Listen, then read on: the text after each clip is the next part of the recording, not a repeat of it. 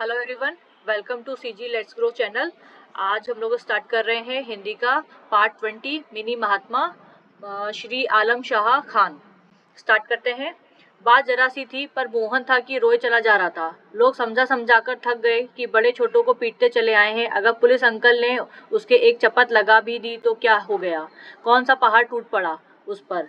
बड़े हैं, पड़ोसी है, प्यार भी करते हैं, अच्छे बुरे में भी काम आते हैं। पर वह अब रोते रोते मुंह बिसूरने लगा था। उसकी हिचकिचियां बंद गई। अरे भाई, बड़े हैं, जरा जल्दी होगी। किसी ने उन्हें नहीं टोका, एक तुम ही उनके आड़े आ गए।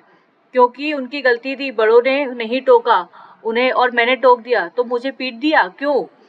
कोई बड़ा उन्हें रोकता टोकता तो क्या वह उसके चाटा जड़ देते? नहीं तो मुझे इसलिए पीट दिया कि मैं बच्चा हूँ, छोटा और कमजोर हूँ। लोग भी तरह तरह की बातें कर रहे थे। लड़का जिरहा किए जाता है, इसे कौन समझाए? रोता है, रोने दो। कब तक रोएगा? अभी थक कर आप चुप हो जाएगा। चलो जी चलो। सब इंस्पेक्टर साहब आप भी चले। सुबह ही सुबह रोनी सूरत सामने पड़ी। छुट्टी का दिन ना बिगड़ जाए। इतना कह सुनकर दूध के बूथ के आगे खड़े लोग बिखर गए। दूध खत्म होने पर दूध वाला भी दूध बंद कर चला गया, पर वह वहीं खड़ा रोता रहा, टस से मस ना हुआ। सूरज की किरणें चमकने पर भी जब वह घर ना पहुंचा तो उसकी माँ ने इधर उधर पूछा। पड़ोस के गुल्लू ने सारी बात बतलाई। सुनकर माँ उस बूथ के पास आई तो वह उनसे लिपट गया, हिचकिचिया भरकर रोने लगा। माँ ने भी वही कहा जो सबने कहा था। अरे बेटा, बड़े हैं, बाप बराबर, तनिक चपतिया दिया तो क्या हो गया? कौन तीर तान दिया? चुप भी हो जा अब। मार दिया तो कुछ नहीं है, बड़े हैं और मार दे, पर मेरा कसूर तो बताए। पप्पा को कारखाने में यूनियन वालों ने मारा, वे अस्पताल में पड़े हैं। उनका कोई कसूर होगा, पर मुझे क्यों मारा? मेरी क्या गलती थी, क्या कसूर था?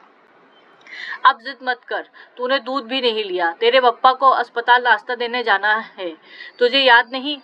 मैं नहीं जाऊंगा, कहीं नहीं जाऊंगा। जाऊंगा तो पुलिस अंकल के घर। मान भी जा बेटे, मैं उनसे कह दूंगी कि आगे से ऐसा सुलूक ना करे बच्चों के साथ। पर जो दो चाटें मुझे जड़ दी है, उनका क्या? अब चुप भी हो ले, नहीं तो मैं भी लगा दूंगी। चल।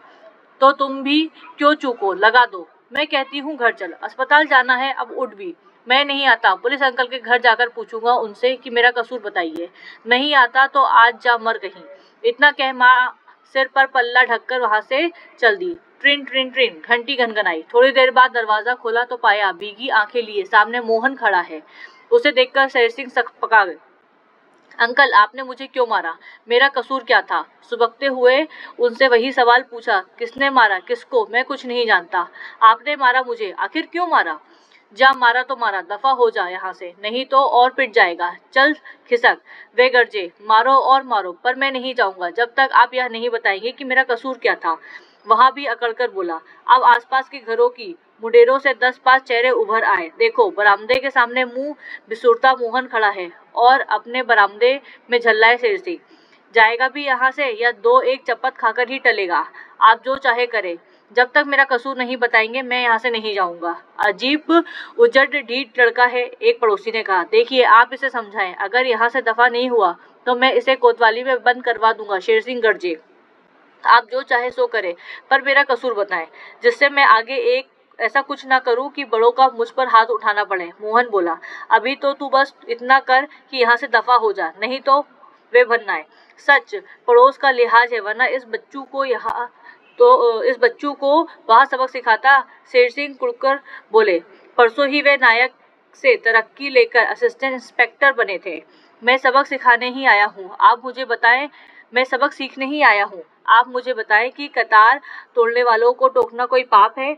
यार, इस लड़के पर कौन सा भूत सवार है? किसी भी तरह नहीं मानता। इतना कहकर शर्मा जी नीचे उतरे। वर्मा जी भी साथ आए और उसे पुचकार कर दिलासा देते बोले। बहुत हो गया बेटे मोहन, अब छोड़ो भी और घर चले जाओ। आप सच माने, मेरी हेटी नहीं हुई। अगर अंकल ने पीट दिया, अगर लगा दे दो चार, पर बताए तो आखिर क्यों मारा मुझे? कुत्ते की तुम, टेढ़ी की टेढ़ी। कहा ना भाई, बड़े हैं, बड़े तो आप सब हैं, सभी पीट दें, मैं कुछ नहीं बोलूँगा, लेकिन इतना बताएं कि क्यों? सिर्फ इसलिए कि मैं छोटा हूँ, कमज़ोर हूँ? नहीं नहीं, यह बात नहीं है, तुमसे कोई बदतमीज़ी हुई होगी इसलिए बस। तो यह बता दें कि क्या बदतमीज़ी हुई? जा जा, कुछ नहीं हुआ, पीट दिया हमने, कर ले जो कुछ करना है। अब शेर सिंह के भीतर बैठा पुलिस वाला बोला, ठीक है तो मैं यहीं बैठा हूँ आपके फाटक के बाहर, बैठ या मर हमारी बला से, शेर सिंह ने कहा। तभी उनकी घरवाली बाहर आई और उसने सामने खड़े लोगों के हाथ जोड़कर वहां से जाने को कहा और मोहन का बांह थामकर भीतर ले आई। अब बोल बेटा, क्या गजब हो गया? अगर इन्होंने एक आधा लगा भी दी तो क्या हुआ? जैसे हमारी अमृता वैसा तू, चल मुंह धो, कुल्ला कर, रास्ता कर, ले उठ। आंटी आपकी बात सराखों पर अंकल बताए तो? अब क्या बताएं, समझ ले कि गुस्सा आ गया तो बस बाहर 5 पड़ोसियों के सामने यही कह दें, भाई तू तो बहुत जिद्दी है, इससे क्या हो जाएगा? मुझे तसल्ली हो जाएगी कि मैंने ठीक काम किया था। मैं कहती हूँ तुमने गलती नहीं की, ठीक किया। आपने कहा माना, पर पीटा तो अंकल ने सबके सामने। अजी सुनते हो, सुबह सवेरे क्या महाभारत रचा बैठे। कह दो कि ठीक था मोहन, बस गुस्से में पीट दिया। बस बस रहने दो, अपनी ही भल मनसाहत। यह नाचीज मुझे अपने घर में अपने बच्चे के सामने अपमानित करना चाहता है। शेर सिंह गुर्राए, इसमें क्या हुआ? जो हेड़ी होती है आपकी, हेटी होती है आपकी। तुम रुको, मैं इसे अभी धक्के मार मार बाहर देता हूँ। इतना कहकर शेर सिंह आगे बढ़े। आप क्यों हलाकान होते हैं अंकल, मैं खुद ही चला जाता हूँ आपके घर से। मोहन ने इतना कहा और हाथ जोड़कर बाहर आ गया, पर गया नहीं। फाटक पर ही घुटनों से सिर रखकर बैठ गया। उधर वह पुलिस की नई वर्दी पहनकर तैयार होने लगे। सुनिए, वह लड़का अभी तक फाटक पर डटा है, कह दो कि गुस्सा आ गया था। क्यों जगत में डंका पिटवाते हो कि बित्ते भर का छोकरा थानेदार के दर्जे के सरकारी अफसर के दरवाजे पर सत्याग्रह किए बैठा है। कहीं अखबार वालों को भनक पड़ गई तो तिल का तहाड़ बनेगा। फिर आज गांधी जयंती भी है, क्या कहती हो? उसके आगे गिड़गिड़ाऊं, कहूं कि मेरे बाप बख्शो? तभी सबको सन्मति दे भगवान ईश्वर अल्लाह तेरा नाम की गूंज सुनाई दी। खिड़की से झांका तो देखा लड़के झंडे और तख्तियां उठाए प्रभात फेरी पर निकले हैं। असिस्टेंट सब इंस्पेक्टर भीतर खड़े थे और मोहन बाहर उनके फाटक पर डटा था। तभी लड़कों की टोली आ पहुंची। वहां अपने साथी को गठरी बना देख तो सब वहीं रुक गए।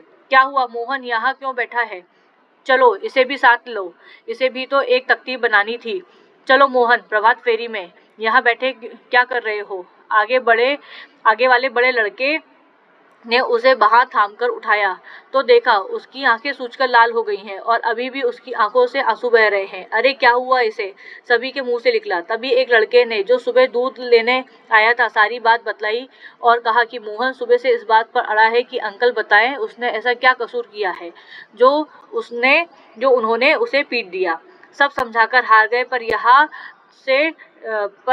यह यहाँ से टलता ही नहीं। मोहन, तुम्हारी तख्ती का पन्ना कहाँ है? कल तो हेकड़ी बगा रहे थे कि गांधी जी की वह बात चुनूंगा की, वह तो यहाँ रहा, लो पढ़ो। कहकर मोहन ने एक कागज आगे बढ़ा दिया। उस पर लिखा था, अत्याचार को सहना उसे बढ़ावा देना है। ठीक है, गांधी जयंती पर गांधी जी की एक बात को सही करके दिखाए। इतना बोल के बड़े लड़के ने तिरंगा ऊंचा करते हुए जोर से कहा, दोस्तों अंकल को सफाई तो देनी ही होगी, हम सब यहीं रुकेंगे। बोलो महात्मा गांधी की जय। अंकल बाहर आइए। और आसपास ऐसे ही नारे गूंजने लगे।